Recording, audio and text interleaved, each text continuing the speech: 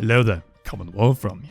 As we count down to the sequel of The Legend of Zelda Breath of the Wild appearance, let's cover the missing Zelda game. The title we didn't get while The Legend of Zelda had pretty much everything else since the release of Breath of the Wild. DLC, Game of the Year awards, Hyrule Warriors Definitive Edition, Cadence of Hyrule collab, Link's Awakening remake, Breath of the Wild sequel reveal, Hyrule Warriors Age of Calamity reveal and release, Skyward Sword HD remaster, and even a Zelda Game & Watch. But between the two Breath of the Wild releases, one game will be missed. A new The Legend of Zelda game that actually fills in the gap with a new game between the open world Zelda games. Top-down Zelda, a category of Zelda games that has been with us since the beginning in 1986. And which served as a prototype for the Zelda team when developing Breath of the Wild. So be sure to leave a like and subscribe if you haven't already, as we are pushing for 300,000 subscribers, and with it a Switch OLED plus game giveaway. Since A Link Between Worlds came out in 2013, we have not seen a new top-down single-player The Legend of Zelda game, and even it started as a remake to A Link to the Past. So is 2D Zelda with its great traditions stretching back to the early 90s and late 80s dead and buried? And the only new The Legend of Zelda games we will see from now on are open world games coming around 6 years apart? It could be the case, but not necessarily, as there are a couple of reasons why I think we this time didn't get a new top-down release in this nearly certain, at least close to 6-year gap between two new Zelda releases. The first one is the fact that Breath of the Wild was the 19th The Legend of Zelda game. You can count them in the timeline. It adds up, and the sequel will be the 20th. Giving that honor to a top-down Zelda would ruin a potential massive celebration, as the popularity of top-down Zelda has not been on the same level as the 3D games in recent years. Though that theory of new top-down games not selling as well as 3D games hasn't been properly tested on the Switch, a 100+ million system where even a new 2D Metroid is reaching towards the impossible 3 million sales for its franchise. And let's not also forget that A Link Between Worlds sold 4.16 million copies by 2020 on the 3DS, on a system less popular than the Switch and during Nintendo's financial dark age between 2012 and 2016. Or scratch that, since 2D Zelda has proven very well that it can sell on the Switch when Link's Awakening, with minimal changes from the DX version, has managed to sell 5.5 million copies in 1.5 years.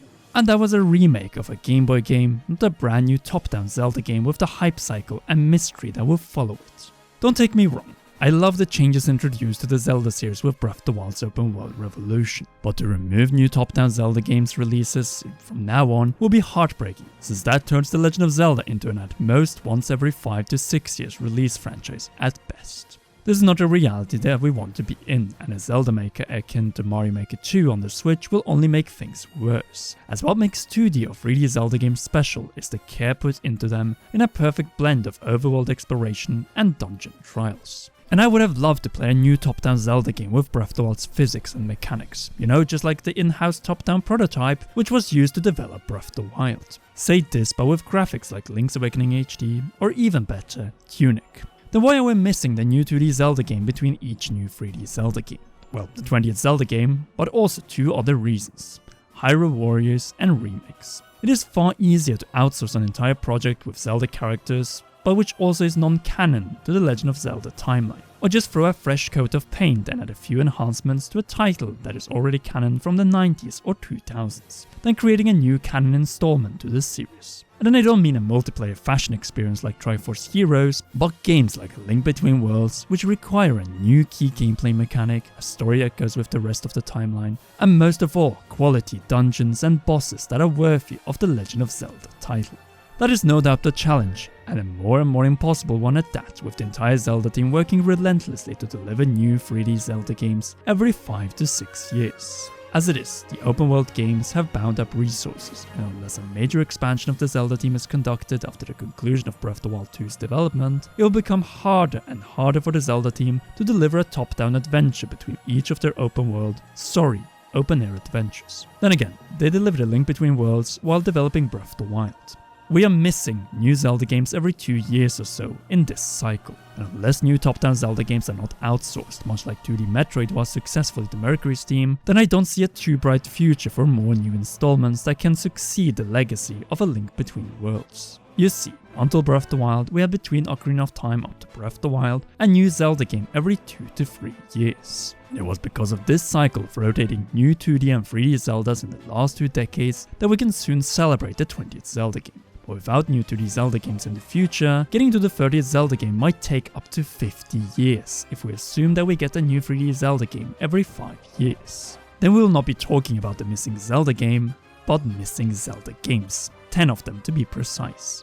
Games that we could have but would not get. Imagine it, missing 10 new Zelda games as a result of the Zelda team's lack of resources to work on top-down Zelda. Yes, they could remake a few more titles, but as we have seen during the Switch generation, it isn't these titles that generate the most excitement or hype, but the games that are brand new for all of us. Yes, there's always a new generation of gamers that haven't played the old games, but some of the charm is to play them on their original systems or online equivalent on the Nintendo Switch.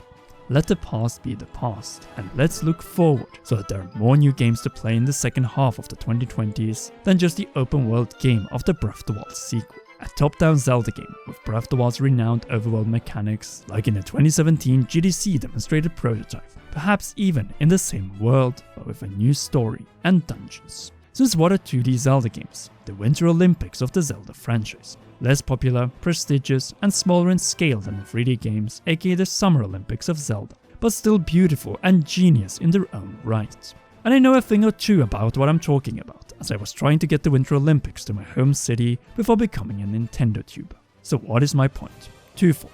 First, that after Breath of the Wild sequel, we need new top-down Zelda games as we lose a big part of Zelda's identity without these titles, and get excruciatingly long gaps of nothing since the new Zelda game in between is missing. And secondly, this situation can be avoided even if the Zelda team has come to the realization that they don't have time or resources to make a new top-down Zelda game. They simply need to trust their Mercury's team, namely Grezzo, who has built experience with Ocarina of Time 3D and Majora's Mask 3D before Link's Awakening on the Switch, and should, if they haven't already, been trusted with the development of the first new top-down Zelda single-player title in over a decade. That is how the Zelda future should look like, a main Zelda team that works exclusively for 5 to 6 years on the next open world/open air title, and only gives guidance to Grezzo as they get comfortable in the position of making top-down Zelda titles. Just like Capcom got with the Oracle games and the Minish Cap in the early 2000s. Games that can be developed in around 3 years, but also take some inspiration from the mechanics of the open air titles, just like the Zelda team demonstrated with the top-down prototype. Since this is such a missed opportunity when we could have it all.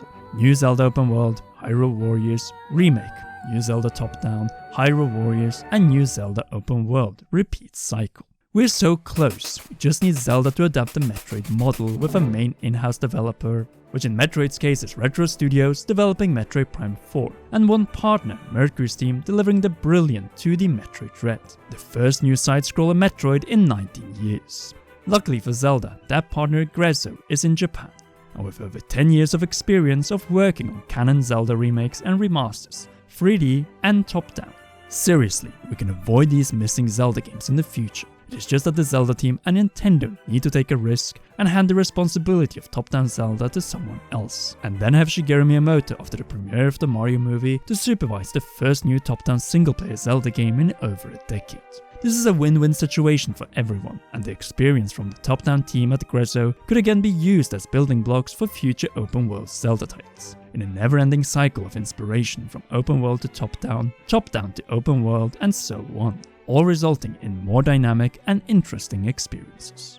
I do wholeheartedly believe that this could be the future of Zelda, with the next open world title in spring 2023, followed by a new top-down title in, say, 2026, a new open world title in 2029 it seems now, a new top-down title in 2032, and so on. A future where the Zelda team can take their time since Grezzo gives them more time thanks to a new top-down Zelda title in between. 6 years for new open world games, and then 6 years for new top-down games, but in between, only 3 years.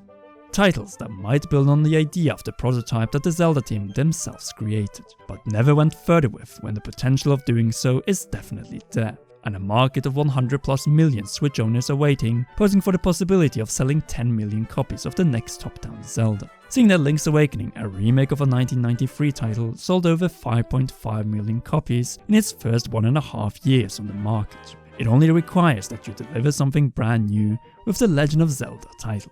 Center stage and dominating E3 in its release year, just like A Link Between Worlds did alongside Super Mario 3D World in 2013, nearly 10 years ago. New games always generate more hype and thus sales, and let's be honest, I will take a new canon top-down Zelda game over any new non-canon Hyrule Warriors fanfiction without even thinking about it, since one has dungeons and proper map exploration, while the other doesn't, all to give us a new Zelda game every 2 to 3 years instead of every 5 to 6 years. You know, when even reusing the same engine, open world and characters result in a development cycle equal to making a game from scratch, that being Breath of the Wild 2. But now I want to hear what you think about the missing Zelda game and how we could get it back in the future in the comment section down below. If you haven't already, then be sure to leave a like, subscribe and press the notification bell as we are charging towards 300,000 subscribers, but need your help to get there and unlock our Switch OLED Plus game giveaway. And to all of you watching, thank you, and also shout out to all our patreon.com/commonroll patrons, and in particular to royal producer Charles Shash. You rock, and please enjoy one or both of these two awesome videos.